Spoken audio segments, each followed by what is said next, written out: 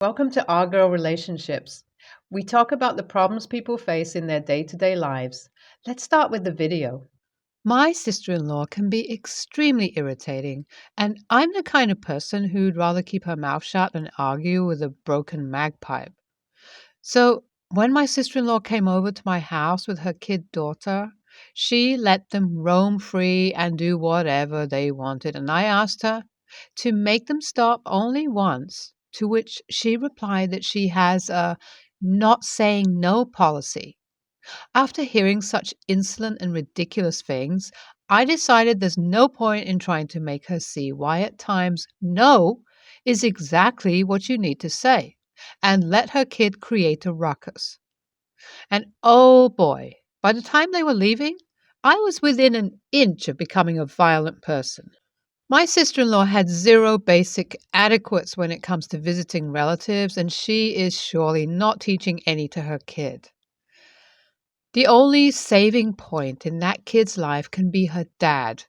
And if even he gives up, then all I can say is that little girl is going to be the bully of her high school in future.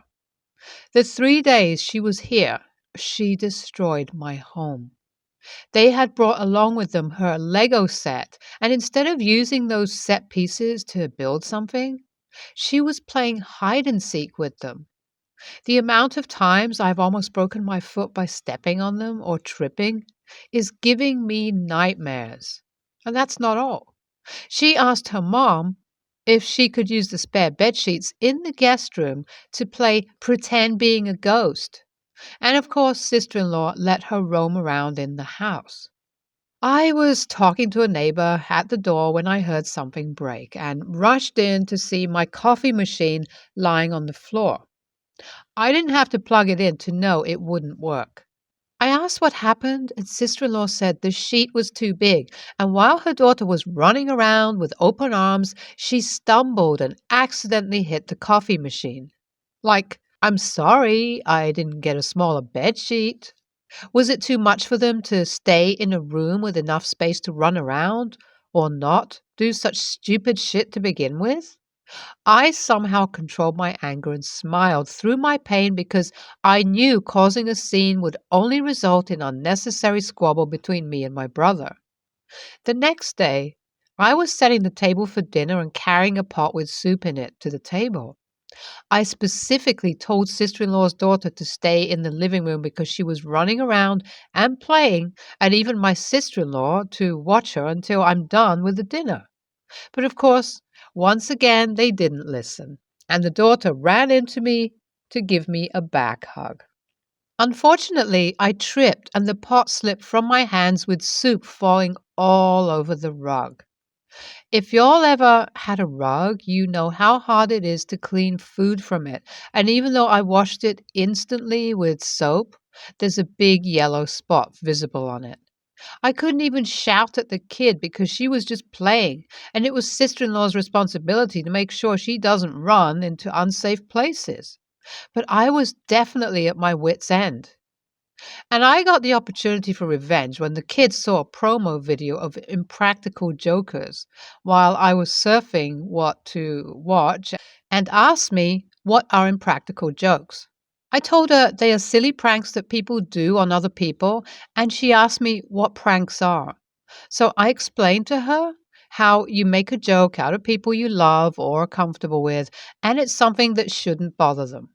I told her it's only done with people you know wouldn't mind you playing a prank, and even told her a few stories of pranks I've pulled or seen other people do. By the time I was done explaining, she was fascinated and asked me if she could do it too. I saw my opportunity and took it. I used sister in law's not saying no policy and told her yes, of course she can do them. I then told her in detail about what she could do at her home to prank her parents. That was her last day at my place, and the next day they left. Yesterday, 3 weeks later, I opened the door and found my sister in law standing there crying. She was in hysterics, so I invited her in and gave her some water to calm her down. Once she was somewhat quieter, I asked her what happened, and gosh, it was all my fault. Apparently, the kid did pull some pranks and they were not harmless.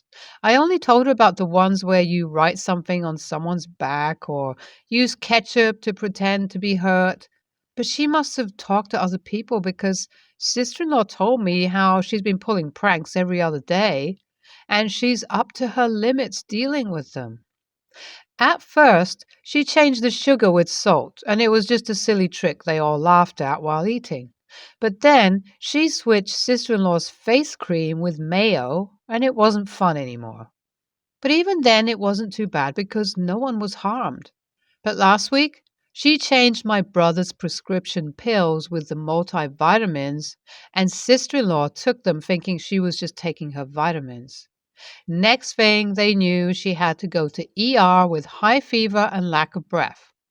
It wasn't something life-threatening, but they can't overlook this habit of hers, and my sister-in-law has been trying to tell her it's wrong and she can't keep doing this, but her daughter isn't listening. She has been throwing tantrums and is giving sister-in-law a hard time because she denied her something for the first time in her life. I was feeling guilty for how I taught her about pranks, but at the same time, I think sister in law had it coming because of her ridiculous policy. I managed to calm her down and send her back home, and seeing how she didn't blame me for what's happening in her life, it looks like she doesn't know I taught her kid about pranks. But even if she knew, I don't think I would have apologized because she kind of deserved it. Am I the a-hole for not coming clean and helping her out, or simply for enjoying what's happening?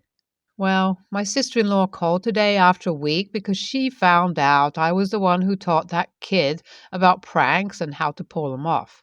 To be honest, the ones I taught her weren't even harmful, and even if she had done her worst, they wouldn't hurt a fly. More importantly, I had no idea where she learned about the other ones, so I can't completely say it's my fault. She did what she did.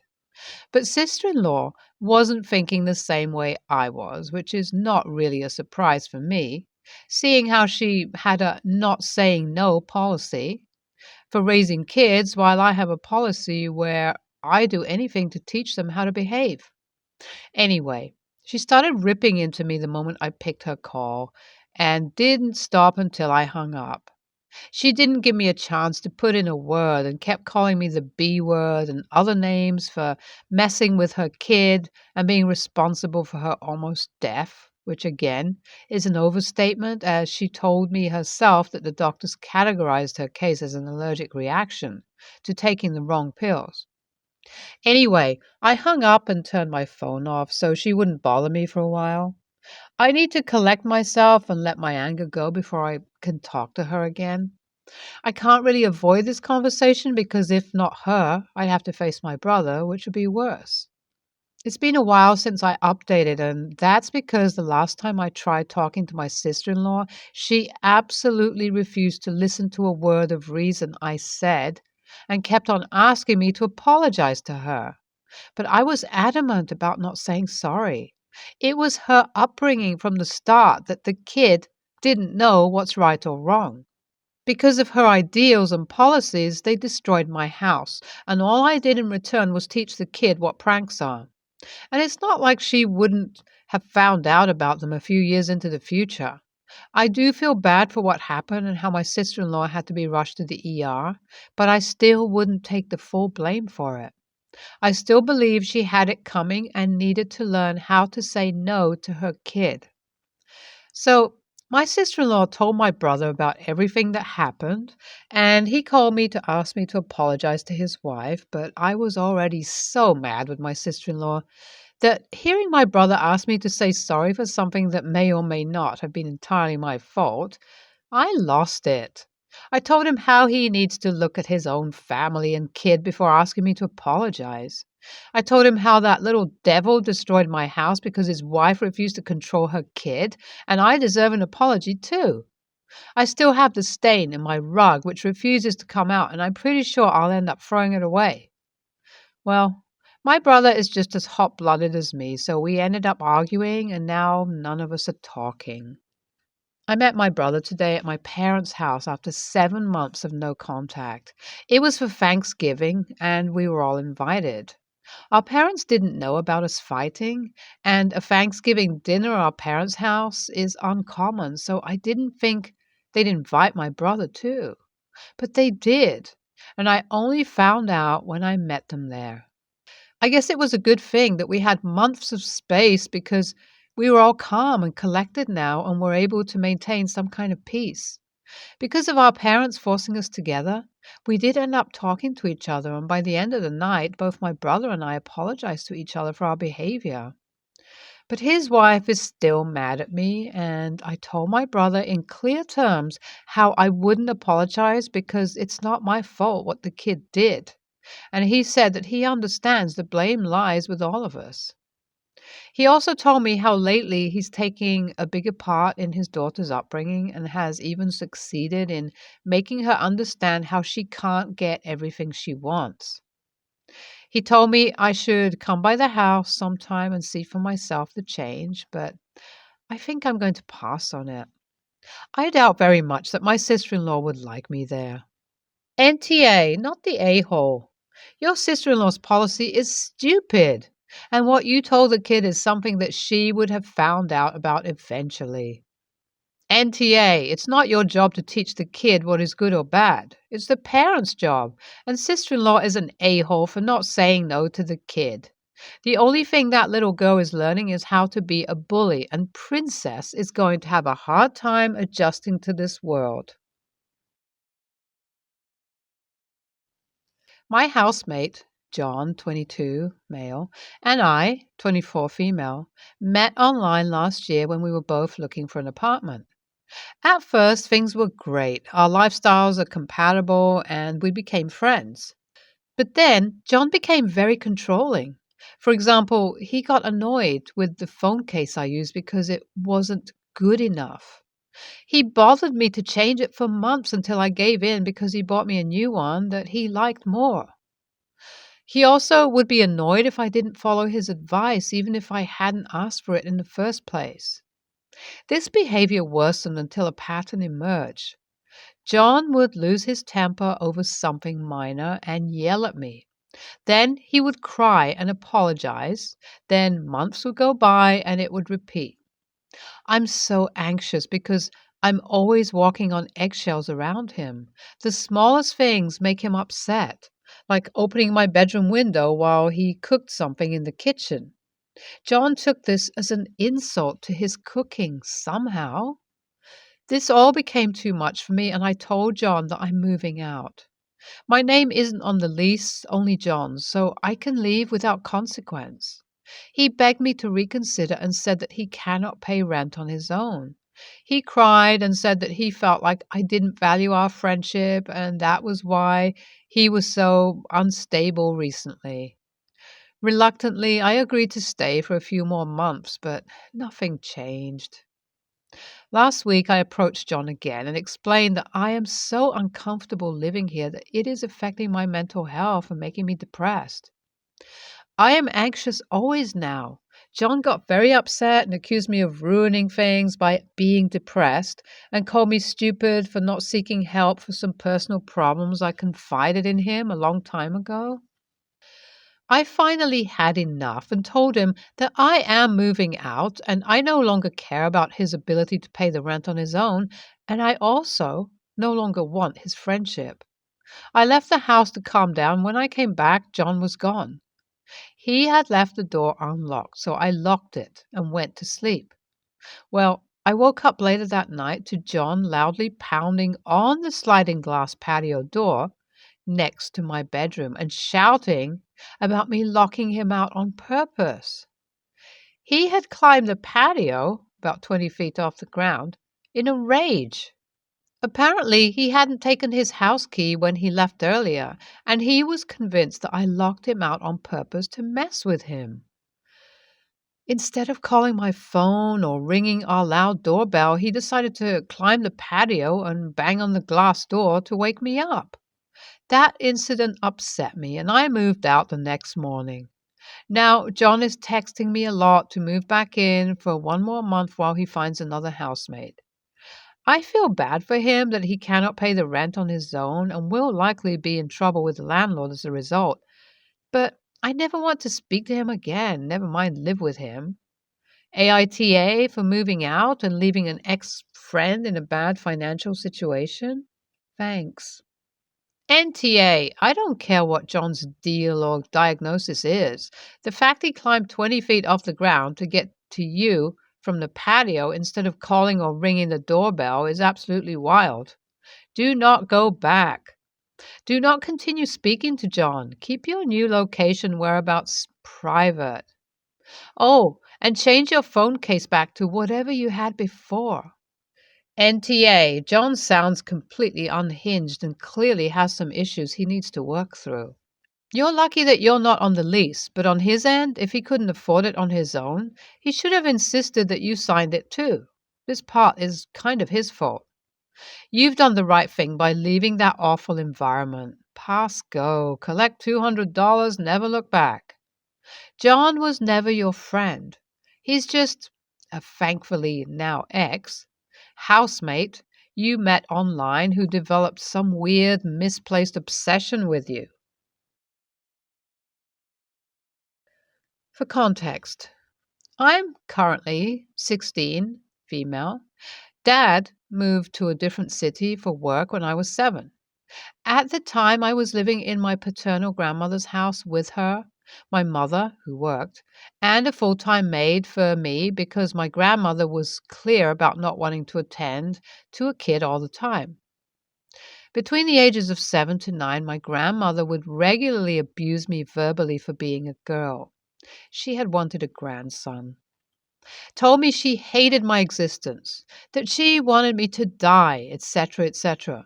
I confided in my mother, who confronted my grandmother, who denied it, and so it continued for 2 years. When I was 9, Mom and I shifted to the city Dad was living in, and my grandmother continued to live in our hometown. Not bringing her along was also my mom's way of removing me from that situation. I wasn't close to my dad to begin with, so I told him once, very briefly, about the things my grandmother had said, and he straight up called me a liar and refused to hear more about it. Years passed. I maintained my distance from my grandmother when she visited and rarely interacted with her. As my confidence grew, I was upfront with her about why I didn't want to be close to her whenever she'd complain about me not calling her or whatever. I've never grown to see my dad as a confidant, and we share a somewhat awkward relationship. This year, she was diagnosed with cancer, but my dad decided not to disclose the diagnosis to her or treat her since nothing could be done. He had her put on sedatives to the point where she was in a vegetative state, and she died a month later. At her funeral, I actively tried to think of any good memory I shared with her, but I drew a complete blank. So I was very visibly not crying. My dad, on the other hand, was bawling into the shoulders of colleagues he'd invited. It's been 3 months since then. He's been telling everyone about what a warrior she was, right to the end, and a bunch of crap that isn't remotely true since she was never a brave woman, and she died not even knowing what she was in hospital for because she just blindly trusted my dad to save her. I've been saying nothing out of respect since he lost his mother, but the constant lying and tears that appear only when there's an audience present had been getting on my nerves. A few days ago, he randomly blew up at me for not crying at her funeral and went on about what people must have thought. It's safe to say I lost it at that point.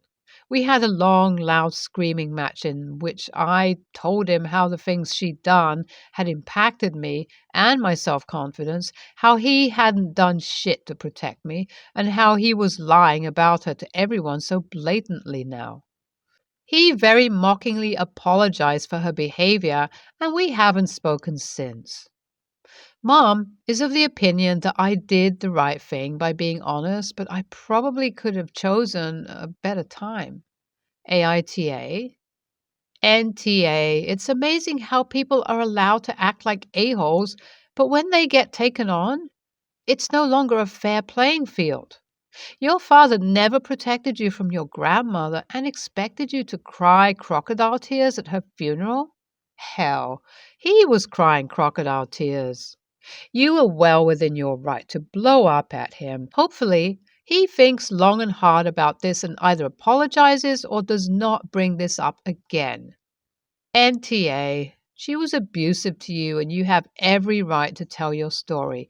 You don't owe her or your dad silence on the subject. Your dad is more concerned about other people's opinions than about you, and that's really messed up. At your age, you probably don't have a lot of options to distance yourself from him yet, but I would be keeping your emotional distance as much as possible. This is trademark behavior from an abusive person. It's very likely that once you move out, you'll start to notice other patterns and realize he carried on her legacy with a different facade. At the very least, he is emotionally neglectful, and that leaves deep wounds.